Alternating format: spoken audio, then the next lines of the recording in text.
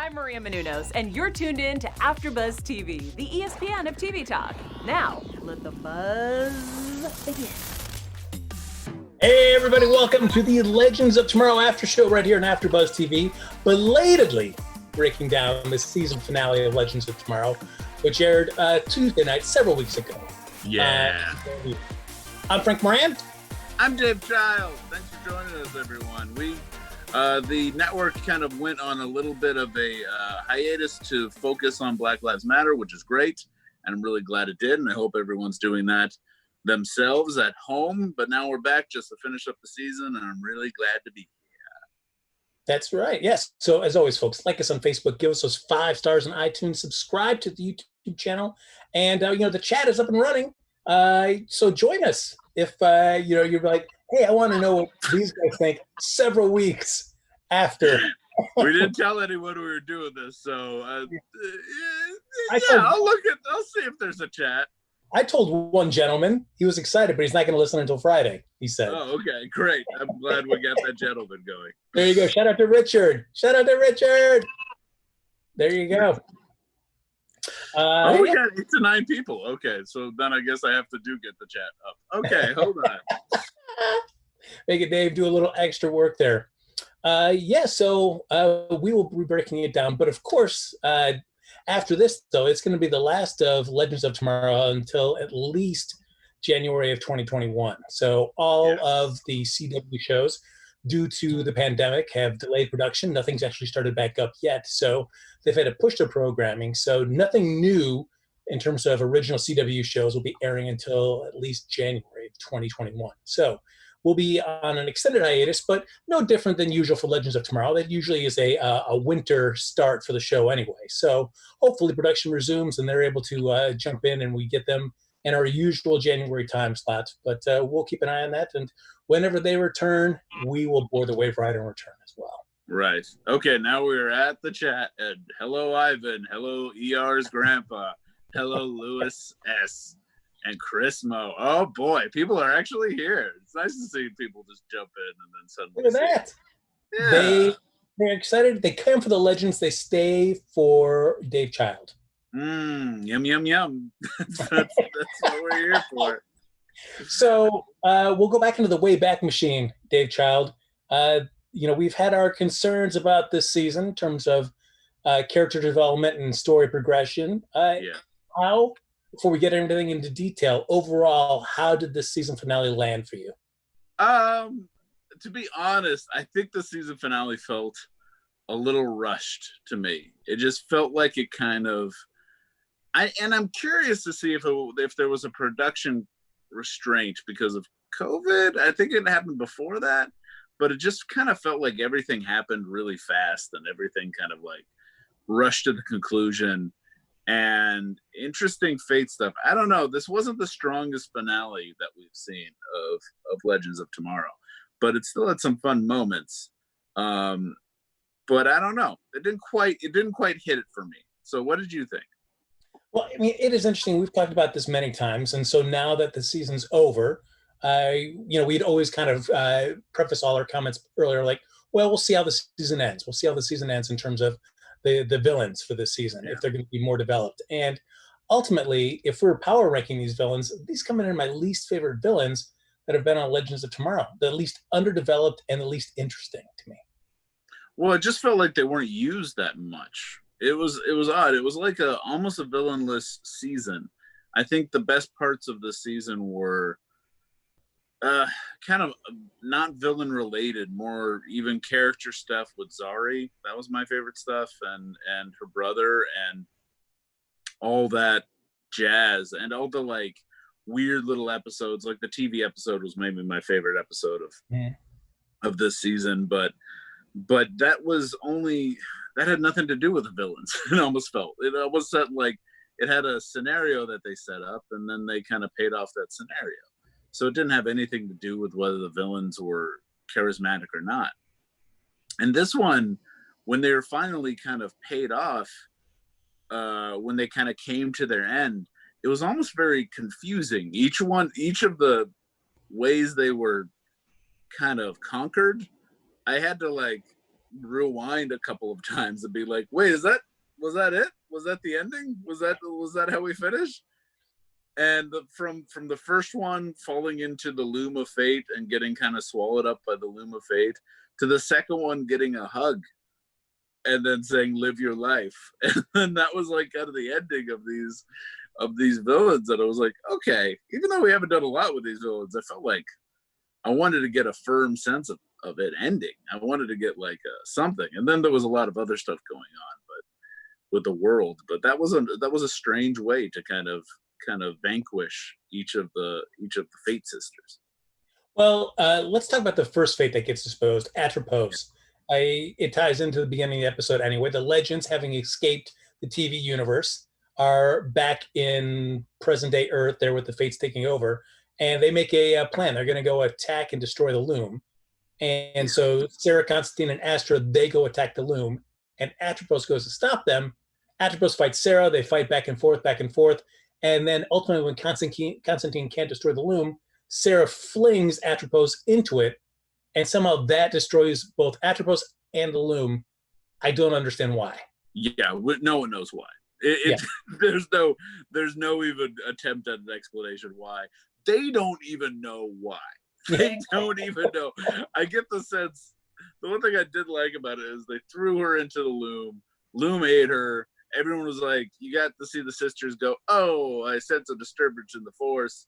And then they jump and like 4 months ahead. And they're like, did it work? And then they kind of looked around and they're like, I think the Loom is still around. It's in people's watches. I don't know if it worked. And so they have to look to see if the Loom still exists. And then they find out it's Gideon instead of the Loom. And then they did actually destroy the Loom. The one thing that they were working on the entire season to destroy, they did it. They did destroy it. They just didn't realize it, which was odd. Yeah. I mean, it's ultimately, as we were talking about the Looms, like Atropos, I mean, she dies, but all I know is that she's just a ruthless killer, since she's the cutter of fate strings anyway. Right. So we just play her as ruthless, but I know nothing else about her. She says two words, and she likes to beat up people. Yeah, Ivan in the chat's calling her the Luminator, and I thought that's very accurate. It's very much what it is. Oh, and apparently, according to Chris Mo in the chat, they finished filming in January for the whole season, so this was not COVID related. It was just a rushed season, I felt. Yeah. Okay. For as much as we lamented about, I mean, there were a lot of fun episodes this season, and then there were a couple episodes that are kind of but I felt like in previous seasons, the Legends have done at least a little bit better in integrating and ramping up the villains with the story, so that by the end of the season, it's like, all right, yeah, it makes sense that things are kind of resolving here, and we've got the time to break it all down. Yeah, it looks like they were kind of following that formula, because they end up going into a museum, in the Museum of Bad Ideas. And in the Museum of Bad Ideas, when they're in the techno loom watch world of the loomingness, they go into this whole hall full of encores, including Marie Antoinette. But Marie Antoinette's the only one I really recognized that we faced this season. So I thought that was almost an opportunity to bring back all of these encores and have like a fight with all of these villains we've already faced. Like, Rasputin, bring Rasputin back. Have someone else from the encores that you can kind of have fun with. And instead they were kind of new encores, and Marie Antoinette, who was maybe one of the tamest of the encores, even though she had a familiar face. So that's why we liked her. So it was odd. It is true, because if you're going to choose one to reprise, then you should choose all of them, because otherwise it seems weird to just have the one. Even though it was great, she had left the show, so it was nice to see her come back. But if she's coming back, let's see our boy Ray come back as well too. But one thing though that was the best part of this episode is, of course, Cisco and the Thong Song making a cameo appearance which I did not see coming. Did you expect Cisco to be in the season finale? All right. Well, first to ask you, Dave Child. I mean, because this is the museum of bad ideas or terrible ideas. How do you rank Cisco's "The Thong Song"? Do you think that is one of the most terrible things that have been put onto humanity? No. It is not a terrible idea at all. In fact, it's a classic.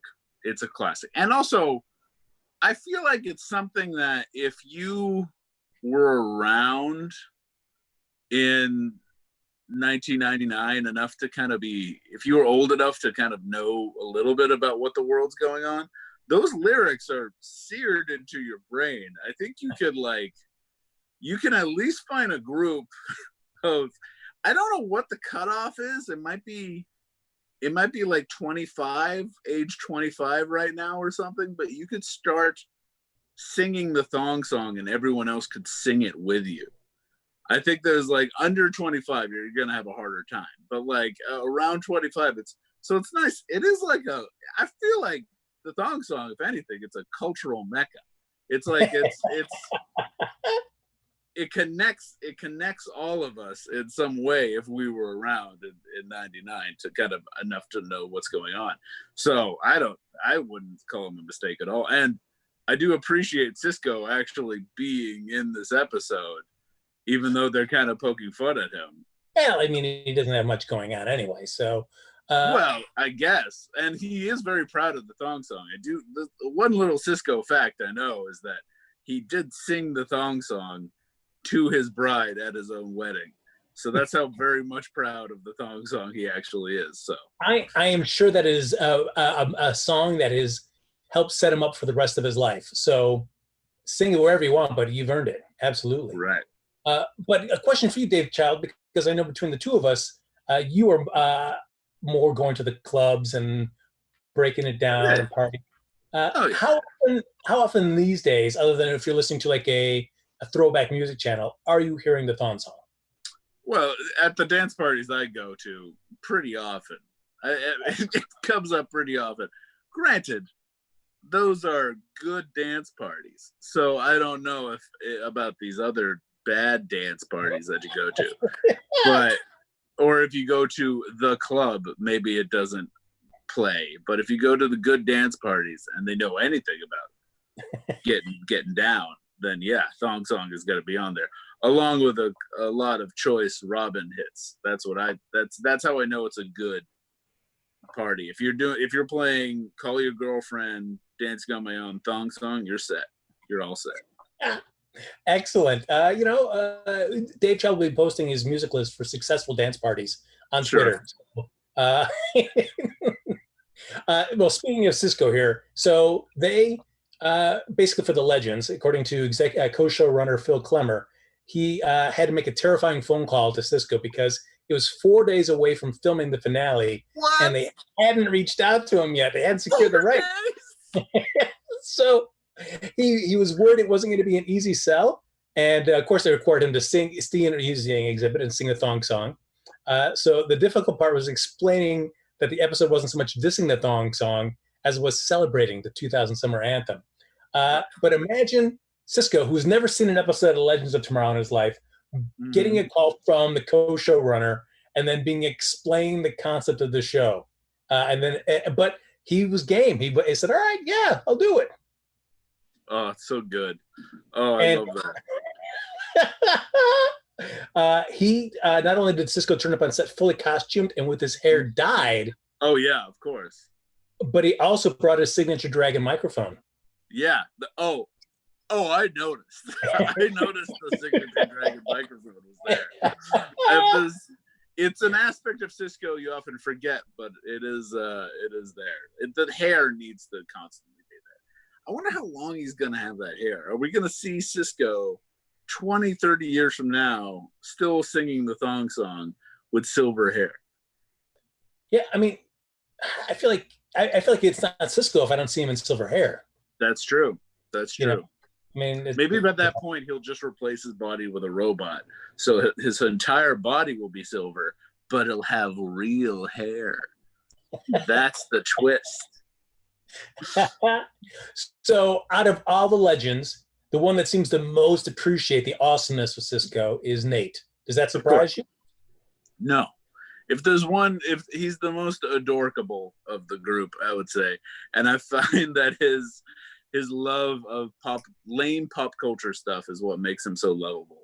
So I think that's a right up Nate alley's. And plus seeing him dance and do that kind of step, the Cisco step, that was great. That was so perfect. So the legends duke it out in the Museum of Bad Ideas there, and but they're struggling, and they probably need a little support, and that's from their fellow teammate, but who's also a fake, Charlie. And Charlie has been all reticent on helping him. The legends have already approached her earlier in the episode, and she's declined. No. My sister's too powerful. I can't do this. And it's not until Lita, Rory's daughter, comes in and says, "Hey, I shouldn't even be here either, but I am, and you can do it too." That she goes in and helps him out. Charlie was way too passive for a villain that is centered around her and her backstory. She was incredibly passive this whole season. Yeah, I think they kind of dropped the ball on Charlie. I don't know, they had we've talked about this a lot, but I feel like they had the option to really explore her character. But she sang a good song at the end. That was the positive thing with Charlie. Great, excellent. Yeah, but it's a bummer. How can I be invested in a character kind of overcoming their past if that character doesn't even seem concerned about it as well? It's also not like they spent a lot of time building up Charlie as a coward this entire time. It kind of came out of nowhere. So it was suddenly a character trait that we were supposed to be oh yeah, of course. She's a coward. She has trouble kind of standing up to her family. That's not something we saw. So it was very odd. It was very strange. Yeah, because we only saw the one episode where they first encountered the Fates out in the forest on the Supernatural set, and Charlie cowers and reverts to a childlike version of herself when she sees Atropos. But other than that, we don't actually see them all together until the second to the last, right before the TV episode, where the legends have all possibly died. Other than that, we've never seen the three of them together, and we never see how their dynamic works. Yeah, it would be nice to see them as an actual family, the dynamics of a family of really loving each other but also hating each other. So it was very strange. Yeah, because otherwise it's okay, sure, Charlie, I guess this is terrible. We know from the way that the show is playing it is that this is a terrible, terrible life that the Fates have imposed on everybody. That we know that they're the bad guys, but we're only we're believing that because that's what we're shown. We're never actually getting a chance to see the family exhibit any of those traits, make you go yeah, these guys suck. Yeah, they really are terrible. Well, the one person we know they're pretty bad is the Terminator Fate, because we got to see her kind of be a dick. We got to see her kind of be mean. And we do know that the other Fate was manipulating in hell. She was kind of Astra's manipulator in a lot of ways. So it's I don't know if that was a character trait of hers that we got to see a little bit, but we didn't get to see them all together and what they're like as a family. It is interesting that I was more invested in the conversation between Astra and the oldest Fate than I was between Charlie and her. Because that was a relationship they actually spent time with. Yeah. And we felt like we kind of know what they're like, Astra and that Fate.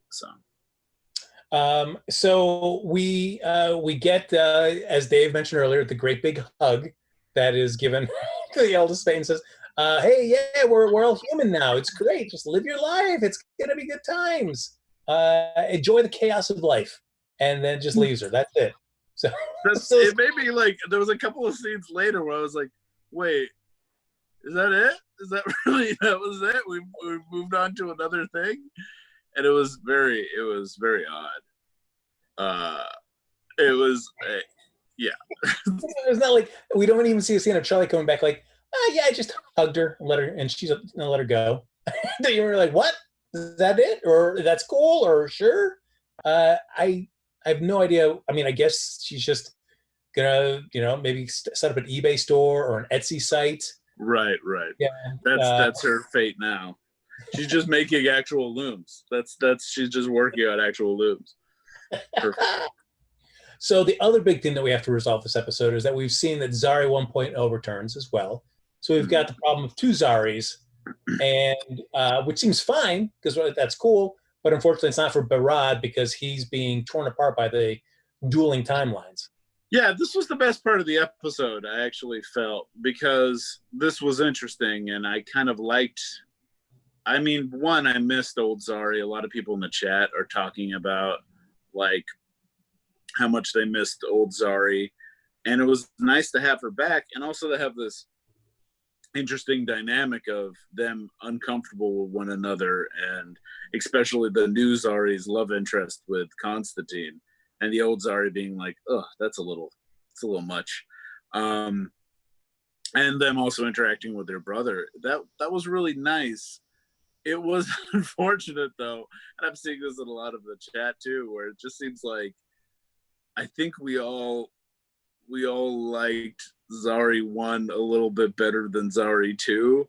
So when they did have to choose and we ended up getting Zari 2 by the end, I felt a little disappointed. I kind of liked Zari 1 and I kind of miss Zari 1. But it's good that the actress made them two distinct people. They were really great.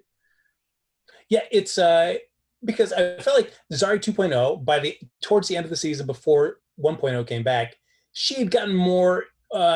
She developed more. So I was like, all right, cool. She kind of matured a bit, and I was interested to see where this was going.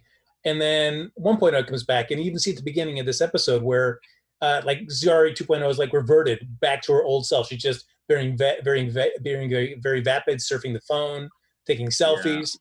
So whether that's just her mechanism of coping with this, like, oh, this really cool version of myself is back, screw it. I'm just going to, be shallow now. So yeah, making her brother even drag some bodies rather than helping out dragging bodies. Come on. That's not what you do. I mean, and I know we saw the scene a few episodes ago with the two of them in the loom together, but if this was going to be Zari 1.0 saying goodbye, I think I would have liked still one more scene between the two of them, kind of 1.0 giving like 2.0, like, hey, you are great as well. Don't feel like you have to compare yourself to me. You be the best version of you that you want. That would have been very nice. That would have been very nice. And it would also see, like, I don't know, it would be nice to see her growth, because I think you're right. I think they kind of reverted her back to her more shallow self as soon as like the other Zari came out. So it was kind of hard. But yeah. I have to admit, as much as I enjoy Nate, and I did not enjoy that scene of Nate and Zari saying their goodbye. It felt like it lacked heart, it lacked emotion. I think I wanted to feel more out of the scene of Nate and Zari saying goodbye. I just didn't feel. Yeah, it wasn't as good as like Nate saying goodbye to Vixen. When Nate said goodbye to Vixen, it was like we kind of felt that. And now it was just kind of, it's in the same scenario. And I think that's why it was almost weaker, because they realized, oh man, we're being really bad to Nate. Like, I think we gotta make it seem like it's not such a big deal she's going back in the totem, because she didn't die. She's just hanging out in the totem. But that's two of his love interests are in that totem right now. So like, well, no, the Vixen's in a different totem. Yeah. But yeah, I'm sure those totems get together and they hang out in their own little totem parties. Right. Yeah, totem parties. Yeah. So Zari does. I mean, I felt maybe a little bit more when Zari's saying goodbye to all the other legends. Maybe a little bit more than I did with her saying goodbye to Nate. Right. But still, it still felt like kind of underwhelming, and I was kind of bummed by that. Yeah, it could have been a lot harder. It was like it was sad. It did have like sad moments, and I did feel for Nate, but they could have hit it harder. It was just kind of like they were trying to fit so much into this episode. It had that season finale feel. I felt like this was one of those things. It was like, oh, and this. And we also get like Charlie leaving at the end too, and that felt very like, oh, okay. I guess no more. I guess no more Charlie. I guess this is the end of Charlie as well, and it felt that didn't feel. But also, it's like, how can I feel? I can't really feel anything about her leaving because I never really got a chance to even feel for her during her time on the show. Right. I think it's, I think you could feel for the actor separately than the part. So you're like, oh, she's saying goodbye to the show, and so you feel bad, like, oh, I'm saying goodbye to this actor that's enjoyable in the role. Right. But in terms of the character, I'm just like, I've not invested. You haven't invested me in 2 seasons in this character. So if she's leaving, all right, see you later. So we do see at the end that while Charlie heads back into the club to hang out with the Stink and enjoy life, the smell. Oh, whoops! I said the Stink. Stink. Whoops. Note to Ryan, the producer, in the recap, I called it the Stink. You want to change that to? Oh no! It's been weeks. I was doing this from memory. Right. Whoops. There you go. Seeing how the sausage is made here at AfterBuzz TV. Yum, yum, yum. Luckily, it's only one mention, Ryan. It's at the bottom.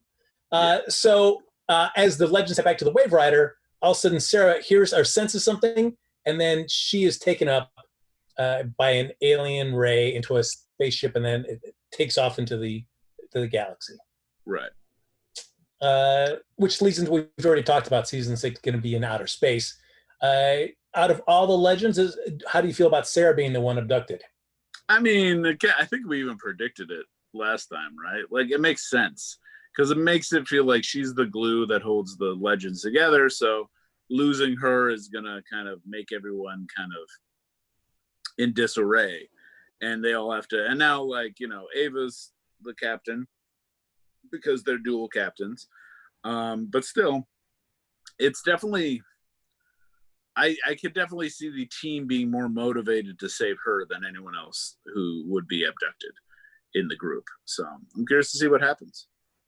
So as we know, it's just Maisie leaving Legends. Everybody else is coming back, which is cool, especially with Matt Ryan, because you thought, like, well, it made sense for 2 seasons ago when they started doing some magic, and even this season with encores. Right.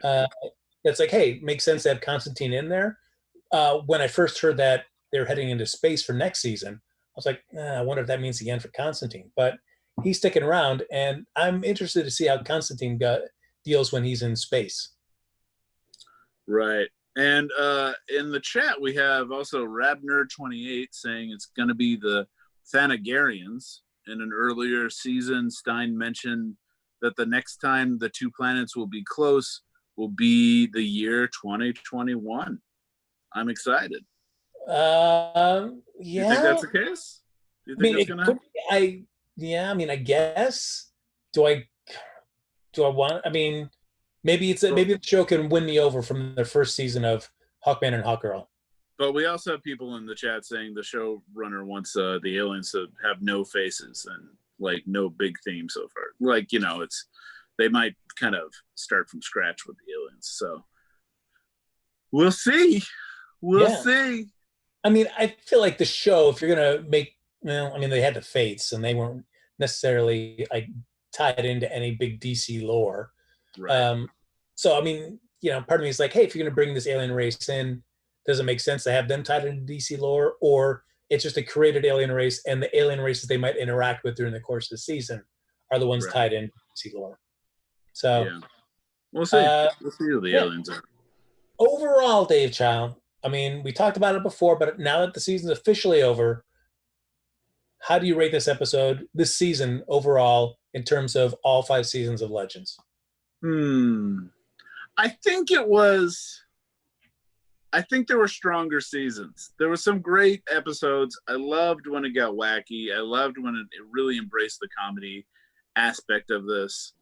And those were like some really strong episodes. But overall, the season arc that we keep talking about isn't as strong as like previous seasons. So I think it would be, I think it's still better than the first season. I think it's still gotten like, I think it's better than I don't know, like it kind of found its footing with the Legion of Doom this whole show. And I think that's like maybe the best season. And the one right after was also pretty good. And this one is just kind of like, it's not as good as the other ones, but I still think it's still better than one, because one, it hadn't quite kind of figured out what to do yet. You know, even though we had our the bonkersness of the concept of last season of them going to Hank World, you know, the emotion at the end of Nate being brought back to life by the power of song, kind of bringing everybody back together. Right. The emotion of that was great. That's that kind of feeling I had during that scene. The show was successful in getting to that point, making me invested in those characters in that moment to really buy into that emotion. And I felt like it suffered. I wanted that in the end of this season, and it just never came. Right. So for me, you know, I mean, I would still probably put this as probably my least. No, season one. Then this is probably my second least favorite. Yeah. I mean, that's pretty accurate. But there's still a lot of stuff that I liked, and I'm glad Berard's staying for next season too. I like him. Yeah. I like his character. I like that guy as an actor, and I want to see what they're able to do with him. So I think next season it could be really fun. So it's the important thing. And it is official that he was up to series regular for next season, which is great. Yeah. Now, we saw our beloved Ray Palmer, Brandon Routh. He left mid-season. How do you think? Did you feel his absence the rest of the season? Were you like, nah, I'm fine with Ray being gone. There really wasn't anything else I needed to see with him. I mean, I like him a lot, so I could have used him coming back. It also felt odd to have to not have him in this last episode. I felt like they could have figured out a way to bring him back just for the last episode. Might have been nice, especially since they had like Courtney Ford like there. It would have been nice to have him there as well. But I don't know. I guess I understand what they're trying to build, a new kind of group, but I still think they could have used him for more episodes and another season even. I would have liked to see what he's like in space. And also his suit would probably be pretty useful in space. So I don't know. We'll see. It would have been nice to see him interact with the TV episode too. So I do miss him. I mean, as always with Legends, there always seems to be some talk of like, oh no, next season's going to be the last. Next season's going to be the last. They said that for this season, but they're coming back already for season 6. Right. There's nothing said as of right now that it's the last season. If I feel like whenever the last season comes along, I feel like I think we would see Ray before the show ends completely. Mm-hmm.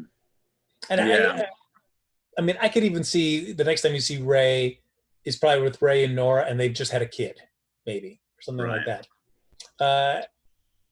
Also in the chat, Red Eyes Entertainment brought up Rich Cho, who they've introduced as like, wasn't he he becomes the Atom in the comic for at least a short period of time. So he could be coming in as the Atom at some point, but I don't know. That's true, because we spent so much time with him on that Crisis crossover that to not have him involved, I mean, I haven't seen him followed up in any of the shows this season. No. So it's surprising to me because tailor-made to take up the mantle. Yeah, especially if you're having the Atom leave and you're introducing another Atom. Kind of feels like you're doing something there, but I mean, I feel like of all the shows, I think Legends is the hardest, as much as I'd like to see him on it, only because he's got a family, he's got a newborn child. How it's tough. I mean, to have him be able to be away for lengths of time on missions, even in a time machine. I still think that puts hurdles in how do you keep justifying how he's able to stick around for multiple episodes. Right. Which is a bummer, because I do like that. So it is weird because I have not seen anything posted online in terms of any sort of stories about where he's going to be followed up on in any of the series. Yeah. And I think I might have said the wrong name. Was it Ryan Choi? Is it Ryan Choi? Okay. Yes, Ryan Choi. I think I said There's someone in the chat said Rich Troy, and that's what I went for. I'm like, I didn't think that was right. Okay, That's cool. Ryan Troy. That's his twin brother. Yeah. Yeah. There you go.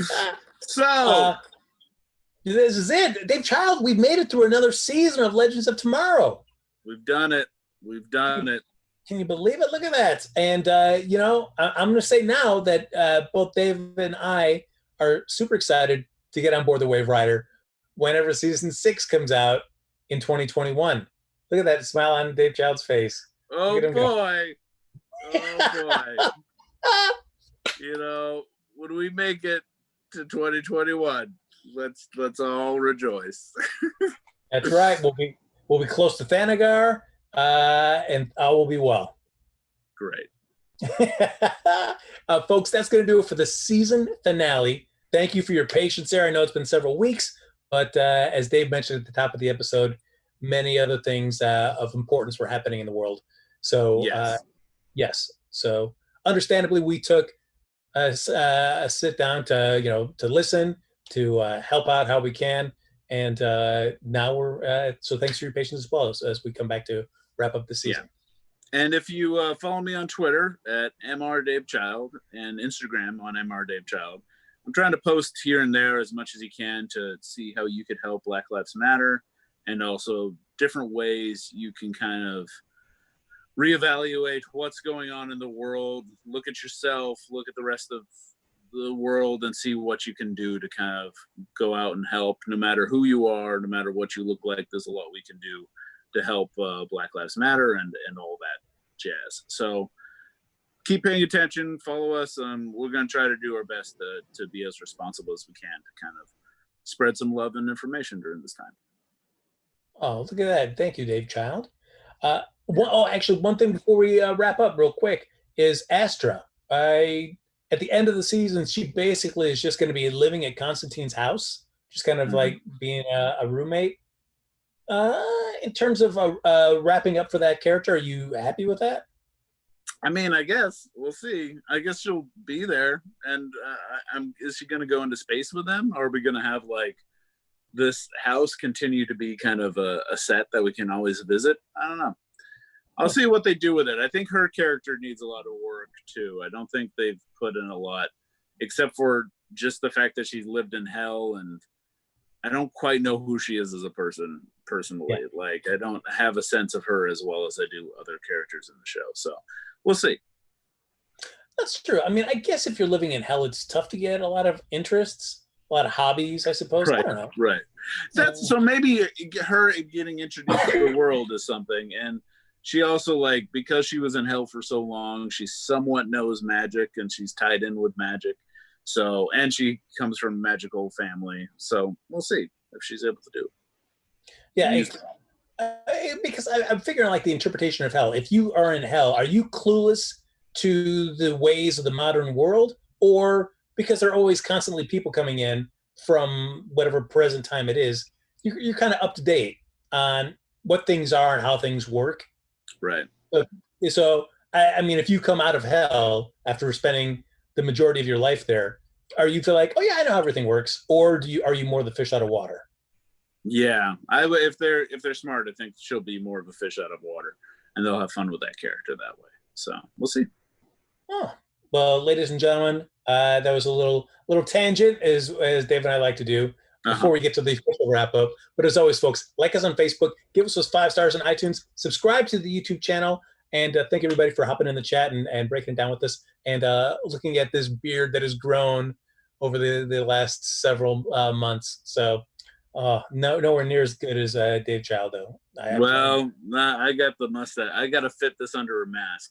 So that's why I got the what can fit under a mask thing. You're just covering up. You're just like wrapping your whole face up like a mummy, I assume, when you're going out. Well, that's true. Well, I mean, I feel like my goal is to grow this up so it becomes a mask. Oh, right. Perfect. I don't think that's in the CDC's. I don't think that'll work, but, might as well. Oh, okay. But if you want to stay in touch with either Dave or myself during this long hiatus, Dave Child, where can they find you to listen to everything you got to say? You can find me at mrdavecild on the Twitter and the Instagram and davechild.com. Right now, I'm not on any other AfterBuzz shows, but we'll see. Who knows what happens? So keep following. And I was also on an episode of my friend's show, which has a swear in the title, but it's called F-Boys of Literature. And I got to talk about The Shining and all the themes in The Shining, including like toxic masculinity, addiction, all that stuff. So listen to that. I just posted about it recently, so check that out. Nice. And you were also on the Missing Out podcast recently as well, right? Yes, my friend's Missing Out podcast. I talked about Prom Night 2. So that's I like horror movies, so it was nice to talk about that stuff. What about you, Frank? Where can I find you? Find me on Twitter and Instagram at Happy Go Jackie. Much like Dave Child, I'm not doing anything else as well except growing this out, seeing if it works for me or not. I don't know. Jury's still out, but I'm workshopping this beard. So, folks, that's going to do it for this season of the Legends of Tomorrow After Show. We'll be back sometime in 2021 with all new episodes right here on AfterBuzz TV. Speed off. Our founder, Kevin Undergaro, and me, Maria Menounos, would like to thank you for tuning in to AfterBuzz TV. Remember, we're not just the first, we're the biggest in the world, and we're the only destination for all your favorite TV shows. Whatever you crave, we've got it. So go to AfterBuzzTV.com and check out our lineup. Buzz you later. The views expressed herein are those of the hosts only and do not necessarily reflect the views of AfterBuzz TV or its owners or principals.